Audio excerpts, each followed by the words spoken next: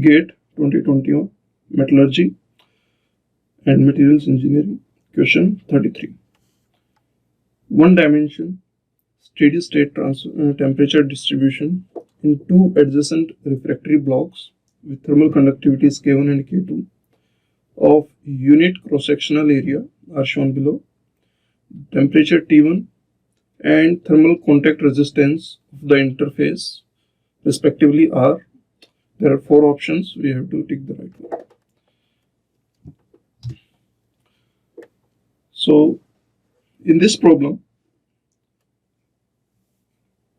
there are certain assumptions that I am going to make before continuing with the solution. As per the question, the first assumption I am going to make is the heat is flowing under steady state conditions and it is unidirectional. Second assumption is the temperature gradient is constant and it can be seen the temperature profile is also linear. Third assumption is there is no internal heat generation. No internal heat generation.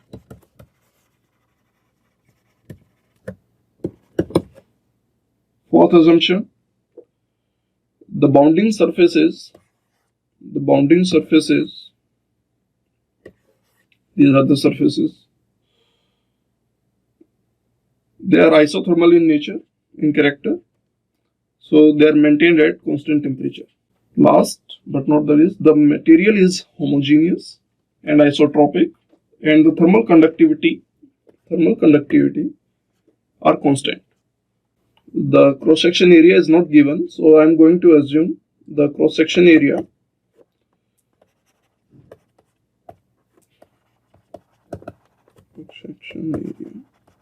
to be unity.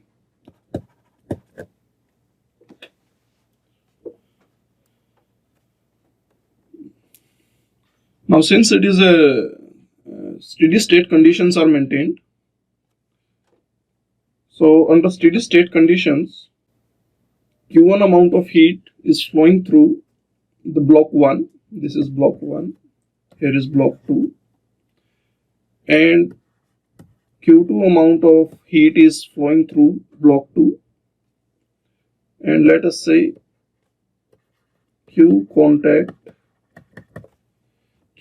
is the amount of heat flowing through the interface. So under steady state conditions, all of them will be equal to the total heat transfer. Q1, Q2, Q contact. And if there is convection taking place on the bounding surfaces, if convection is also taking place on bounding surfaces, then it will be equal to Q convection. In other words, no heat is generated or no heat is stored inside the body. But since this is not the problem of convection, so I am not going to consider convection in this problem. Now there are two objectives. One is to find the contact resistance. Find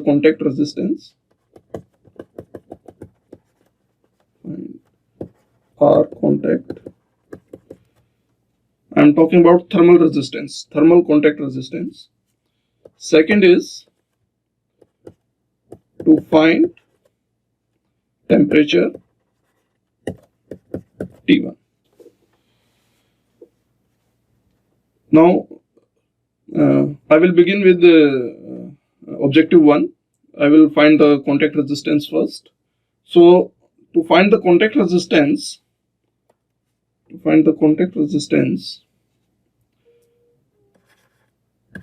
since all the necessary variables are given for Q1, I am going to apply the Fourier's law of conduction, according to which heat flow rate through a slab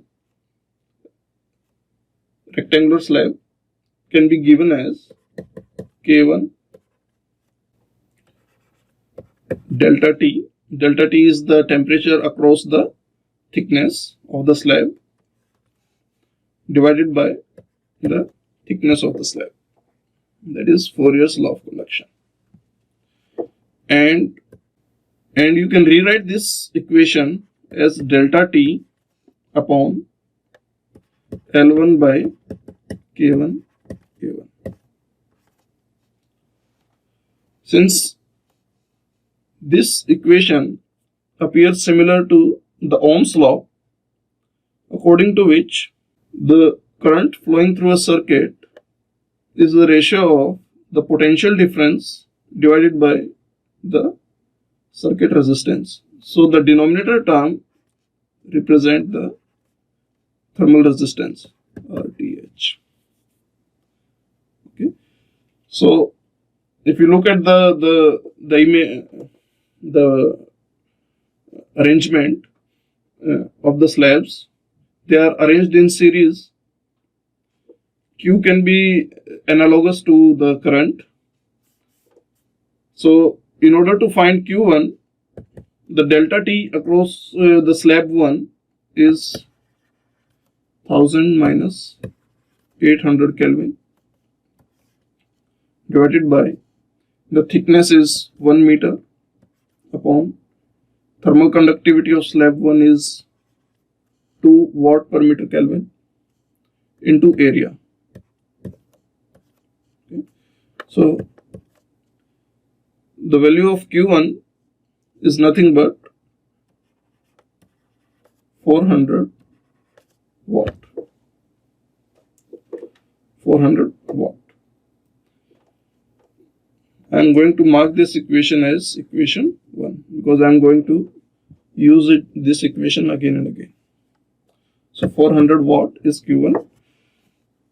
Now since Q1 is equal to Q contact, so I can write Q1 equal to Q contact, where Q contact is nothing but, according to Fourier's law of conduction, it is delta T, that is 800 minus 600, that is the temperature across the interface, divided by the thermal resistance of the contact, R contact. This is the variable which we need to find. And since Q contact is equal to Q1, so this ratio is equal to 400 watt. Okay. So from this equation, the R contact, from this equation, thermal resistance at the interface is found to be 0.5 Kelvin per watt. Okay.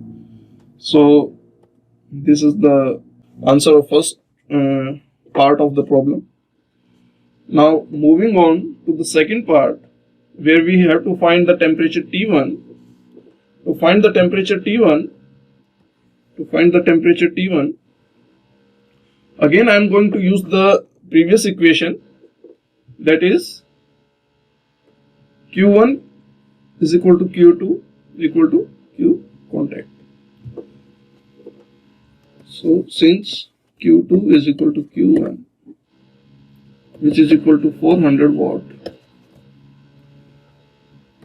this is Q2, this is Q1. Therefore, according to Fourier's law, Q2 is nothing but the temperature difference 600 minus T1 upon the thermal resistance of the second slab, that is the second slab. So it will be L2. L2 is 1 meter upon the thermal conductivity of the second slab is 1. Area we have assumed to be 1. And this should be equal to 400 watt. Okay. So from this equation, we can say T1 is nothing but 200 200 Kelvin. So that is the second answer for the second part of the problem. So which one will be the correct answer? Option A. That is 200 Kelvin is the temperature T1 and 0.5 Kelvin per watt is the thermal contact resistance of the interface. For more details about this concept, you can refer the NPTEL video, lecture 7, Fundamentals of Conduction and Radiation by Professor Amresh Dalal, Department of Mechanical Engineering, IIT Guwahati.